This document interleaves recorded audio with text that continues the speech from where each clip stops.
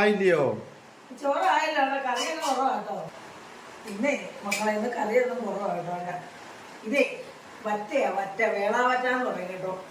അപ്പൊ അത് കറി വെച്ചത് നല്ല സൂപ്പർ കറിയാണ്.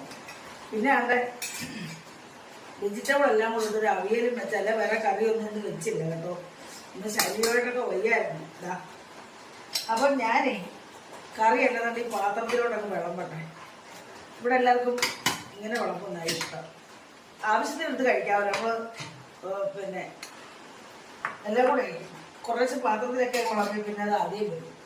അപ്പോൾ നമ്മൾ പാത്രത്തിലോട്ടാണ് കണ്ടില്ലേ. നല്ല കറിയാണ് കേട്ടോ. ഇതാ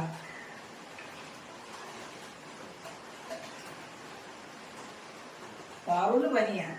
അവളും ഇച്ചിരി ചോറ് കഴിപ്പിക്കണം. അവളതിന് ചോറ് കഴിക്കത്തില്ല ഉച്ചയ്ക്ക്. ഇതാ നീ നാണ്ടേ ഇതൊന്നും അറിയാമോ? ഇതേ മുന്തിരിങ്ങ ഉപ്പിലിട്ടോ, അതിനകത്ത് കാന്താരിയൊക്കെ ഇടും. ഇവിടെ വേണേൽ ഉടച്ചില്ല. ഞാൻ പക്ഷേ എണ്ണം ഉണ്ടാക്കട്ടെ, ഒരു തോരൻ ഉണ്ടാക്കും. ഇപ്പം ഇവർക്കൊക്കെ വിശക്കുന്നു, അതുകൊണ്ട് ഞാനതങ്ങ് വെള്ളം പോകട്ടോ.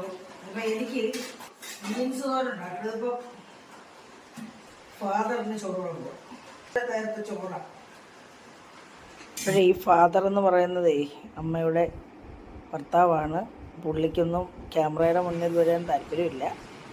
1-2 പേര് ചോദിച്ച് വീട്ടിൽ ഞാൻ മാത്രമേ ഉള്ളൂ. അപ്പം അച്ഛനുണ്ട്, മോളും ഉണ്ട്. മോള് ഭക്ഷണ വിരോധിയാണ്, എങ്കിലും പുള്ളിക്ക് പനിയാണ്. വിളിച്ചുകൊണ്ടിരിക്കുകയാണ് ചോറ് കഴിക്കാനായിട്ട്.